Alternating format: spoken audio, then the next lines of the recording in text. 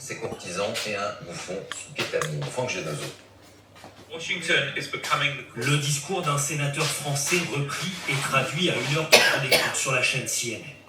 La séquence est rarissime, à la mesure de la charge menée par Claude Malhuret mercredi dernier lors d'un débat sur la guerre en Ukraine. Réputé pour ses discours offensifs, le sénateur de l'Allier ne prend pas de gants au moment d'évoquer Donald Trump et son soutien, Elon Musk. Washington est devenu la cour de Néron. Un empereur incendiaire, des courtisans soumis et un bouffon sous kétamine chargé de l'épuration de la fonction publique. C'est un drame pour le monde libre, mais c'est d'abord un drame pour les États-Unis. Il brocarde ensuite le rapprochement entre Vladimir Poutine et le président américain. Nous étions en guerre contre un dictateur, nous nous battons désormais contre un dictateur soutenu par un traître. Ce discours a été partagé des milliers de fois sur les réseaux sociaux et fait Le mec, il réagir fait sur pas les d'un plateaux des dentelle. télévisions américaines. Il est très clair que les Européens ne nous voient plus comme un allié de confiance, mais comme un adversaire. Le sénateur de centre-droit ne s'attendait pas à tenter le coup. J'imaginais pas une seconde que j'allais d'abord être traduit par quelqu'un qui le ferait spontanément et deuxièmement rediffusé, retweeté massivement aux États-Unis. Un nombre incroyable de messages que je reçois, de réponses, c'est vous dites, non pas vous dites ce qu'on attendait, mais vous dites ce qu'on attendait de nos politiques, qu'on attendait que nos politiques disent et aucun ne le dit. Une opposition moquée cette semaine pour ces petits panneaux brandis face à Donald Trump, comme anesthésiés, disent certains éditorialistes.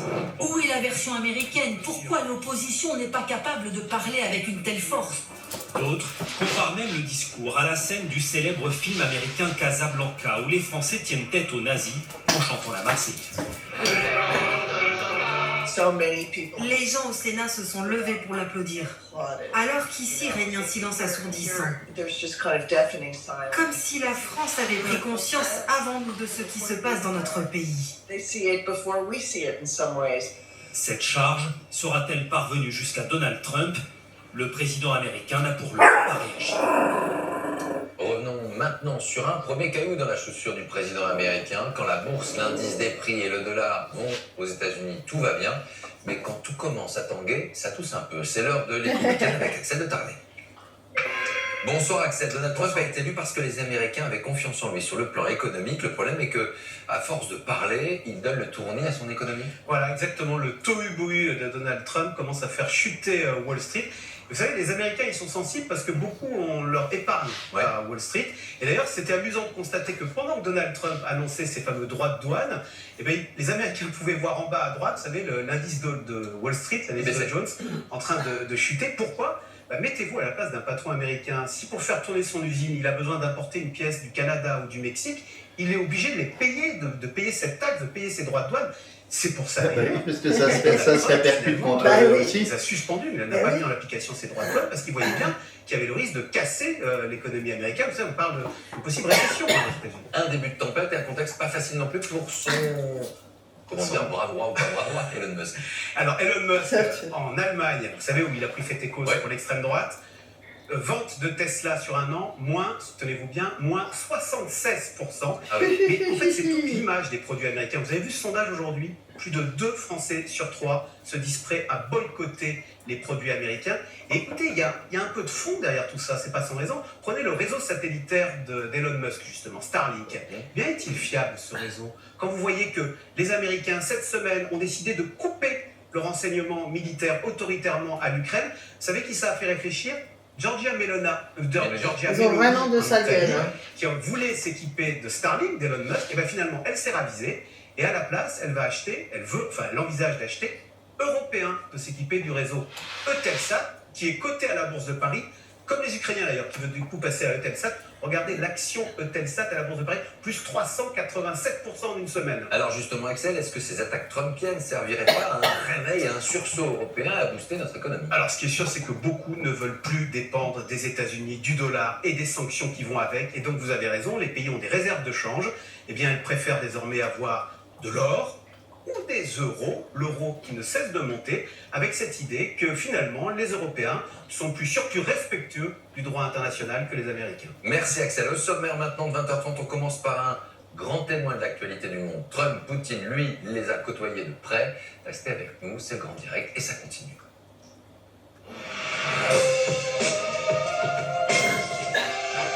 Qui a ma cousine? Au sommaire, ce soir, le vertige imposé par Donald Trump, qui en 49 jours de pouvoir aura donc déjà fracassé l'alliance historique avec l'Europe et fait le choix de Vladimir Poutine plutôt que celui de Volodymyr Zelensky. Nouvel ordre mondial en cours. Qui sont nos alliés, qui sont nos ennemis? Le grand témoin de ce soir, après 10 années au cœur de ces enjeux planétaires, avec nous l'ancien ministre Jean-Yves Le Drian. Rencontre à suivre avec l'un de nos plus grands comédiens, qui avait d'ailleurs joué dans un merveilleux Diplomatie, la voix, les mots et la sagesse d'André Dussolier. Et puis un coup de cœur tout à l'heure, avec le pouvoir de la lecture, la visite de Joël Dicker, lire 15 minutes par jour, on en parle avec lui. Mais d'abord, comme une envie de lui dire stop, Donald Trump n'a pas seulement renversé la table, mais l'équilibre du monde en seulement 50 jours de pouvoir, alors qu'il est là, rappelons-le, pour 4 ans. L'Amérique est de retour. Oui, mais il va peut-être pas y rester. Hein. 4 Les ans, gens m'ont élu pour faire le job et je le fais.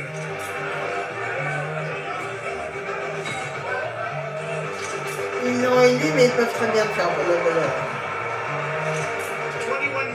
21 millions de gens ont afflué aux États-Unis et nous allons les dégager rapidement. La côte d'Azur du Moyen-Orient, ça pourrait être tellement magnifique.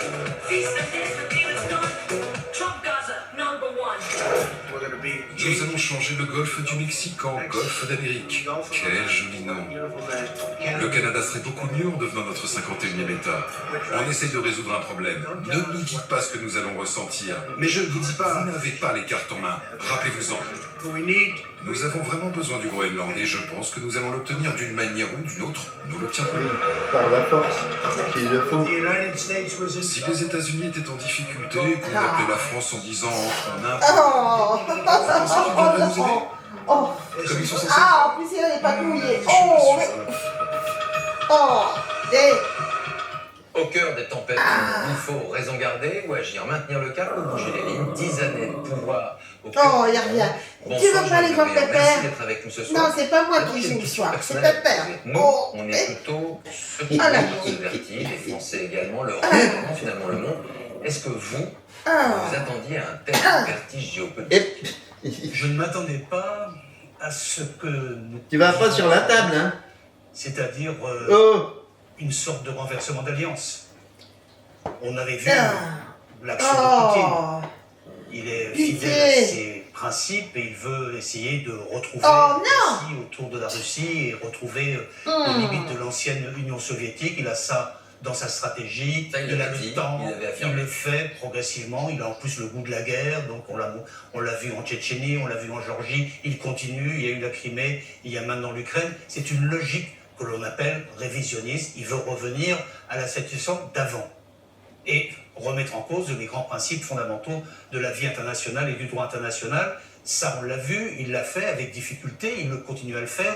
L'Ukraine continue à être bombardée, mais ce que je n'imagine pas, pour ma part, c'est qu'il y ait... Allez, il a réussi à me le mettre derrière le dos. Hein. Ce que l'on voit sous nos yeux se dessiner avec l'arrivée de Donald Trump et les actes successifs qu'il pose, parce qu'il pose des actes lourds.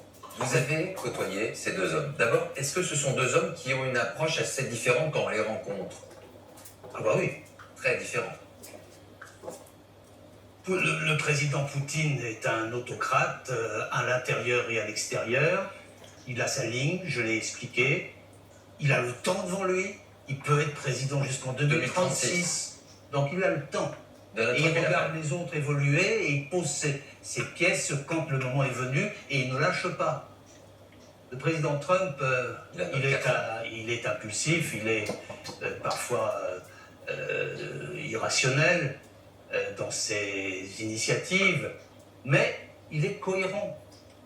Il faut croire ce que dit Donald Trump. Il fait ce qu'il dit.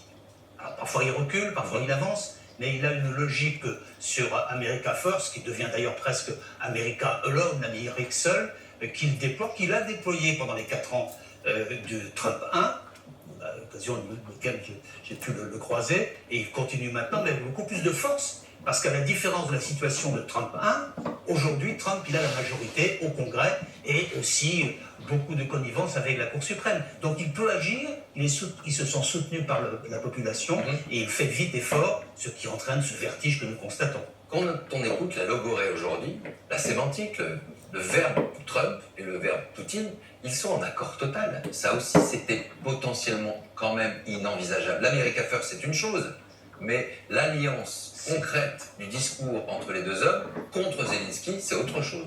Oui, c'est une connivence idéologique et avec le choix de Trump de faire en sorte que la paix se mette en place, quoi qu'il arrive et quelle que soit la manière.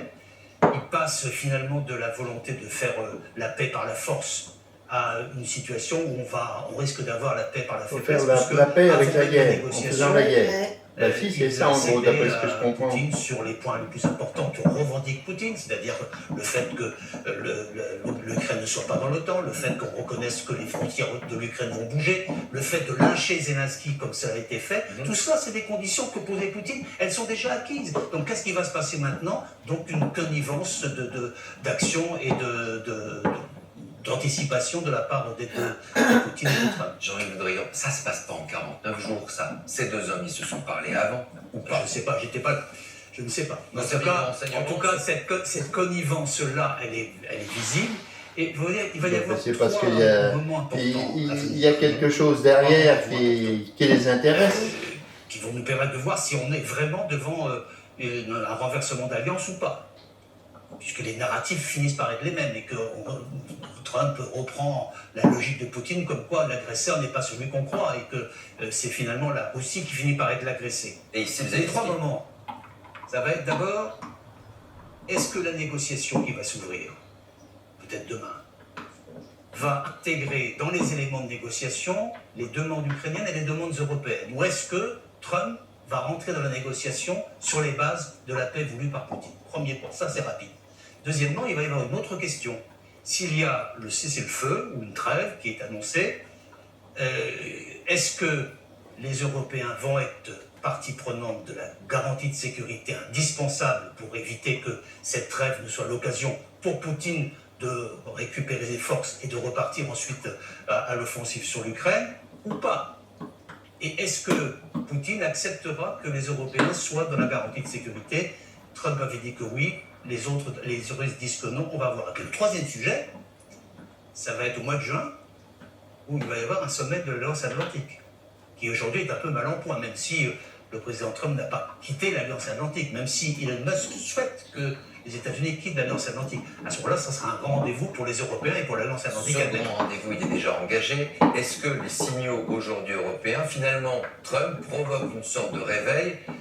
Cette Europe, finalement, de la défense que vous avez évoquée dès 2016, le président de la République en 2017, pourquoi aujourd'hui elle s'accélérerait, elle pourrait aboutir en quelques mois? Parce que la brutalité du changement d'alliance perturbe tout le monde. Donc vous y croyez? Et je pense que le réveil stratégique qui a été engagé il y a quelques jours est une très bonne nouvelle pour les Européens, parce que de toute façon, quoi qu'il arrive, la donne ne sera jamais plus la même. Et quoi qu'il arrive, il y aura une espèce de doute et d'interrogation sur la solidité de l'Alliance, en tout cas sur le fait que les États-Unis apporteront définitivement leur garantie et leur protection sur l'ensemble des membres de l'Alliance. Bref, cette nécessité du réveil stratégique que le président de la République avait souhaité depuis 2017, avec à plusieurs reprises, elle est maintenant au rendez-vous, il faut la mener jusqu'à son terme. Le virage allemand, la présence des Britanniques, le Canada, l'Allemagne prête à accepter finalement de voir peut-être même des ogives nucléaires françaises qui viendraient chez elle. À voir, ou pas. C'est une révolution. Oui, c'est une vraie révolution et maintenant le sujet c'est qu'elle se poursuive. Et c'est qu'on ne la lâche pas. Les rendez-vous de Londres, de Paris d'abord, de Londres ensuite, de Bruxelles après, les jours derniers ont été tout à fait